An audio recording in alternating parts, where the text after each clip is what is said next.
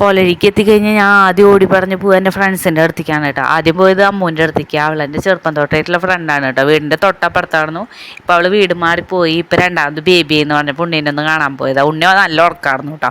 അത് കഴിഞ്ഞ് വേഗം നീതുവിൻ്റെ അടുത്തേക്ക് ഓടി പറഞ്ഞു വന്നു. നീതുവിൻ്റെ കുട്ടികളെ കാണാൻ വേണ്ടിയിട്ടായിരുന്നു കേട്ടോ. ഇതാണ് നീതുവിൻ്റെ വീട്ടിലെ കുട്ടികൾ. നീതുവിൻ്റെ നല്ല നേരപ്പൊക്കെ അതെന്നോട് പറഞ്ഞിട്ടുണ്ടായിരുന്നു. കുറേ എണ്ണം സെയിലായി പോയി. കുറച്ച് ഫീമെയിലും ഒരു മെയിലും അങ്ങനെ ഉള്ളൂ. ഗോൾഡൻ റിട്രീവറാണ് കേട്ടോ ബ്രീഡ്. ഇങ്ങനെ ഡോഗ് ലവേഴ്സ് ആയിട്ടുള്ള ആരെങ്കിലും ഉണ്ടെങ്കിൽ, ഇത് ചാമ്പ്യൻ്റെ കുട്ടിയാണ് കേട്ടോ. അപ്പോൾ ആരെങ്കിലും ഉണ്ടെങ്കിൽ നിങ്ങൾ വേണമെങ്കിൽ എനിക്ക് കമൻറ്റ് ചെയ്ത് കഴിഞ്ഞാൽ ഞാൻ അവരുടെ നമ്പർ വേണമെങ്കിൽ തരാം കേട്ടോ. പാച്ചു വീട്ടിലുണ്ടായിരുന്നില്ല. പടക്കം മേടിക്കാൻ അവനവൻ്റെ അച്ഛനും കൂടി പോയിക്കായിരുന്നു. ആ നേരം കൊണ്ട് നീതു ഞങ്ങളെ വീട്ടിൽ കയറ്റി പായസം, സേമിയ പായസം തന്നിട്ടുണ്ടായിരുന്നു. നീതുവിൻ്റെ സ്പെഷ്യൽ സേമിയ പായസം നല്ല ടേസ്റ്റായിരുന്നു കേട്ടോ.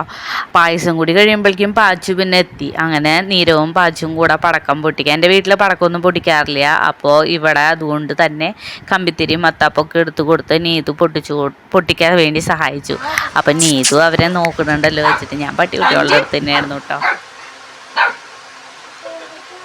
ആദ്യമായിട്ട് ഈ കമ്പിത്തിരി മത്താപ്പൊക്കെ കാണണോണ്ടാ തോന്നുന്നു കേട്ടോ. നല്ല കൊരയാർന്നെ.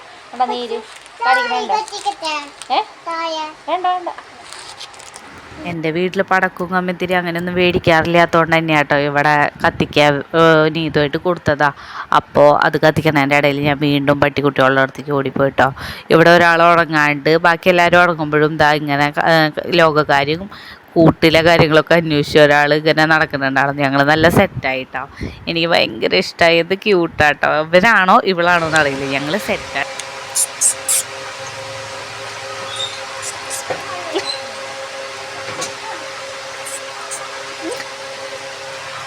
ഒന്ന് മുഖം കാണിക്കുമോ?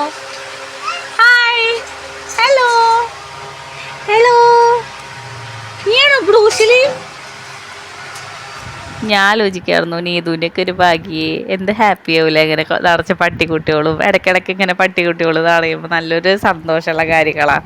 അപ്പോൾ അവരതിനൊക്കെ ഞാൻ കുറച്ച് നേരം നോക്കി. പിന്നെ ഇതാ ഇവരുടെ കളി ഇപ്പോൾ കെട്ടിപ്പിടിക്കാനുള്ള നോട്ടങ്ങളാട്ടോ. പടക്കം പൊട്ടിച്ചതിന് ശേഷമുള്ള സ്നേഹപ്രകടനങ്ങൾ. അത് കഴിഞ്ഞിട്ട് ഇവർ അടിയായി പിടിയായി ആകെ ബഹളായി.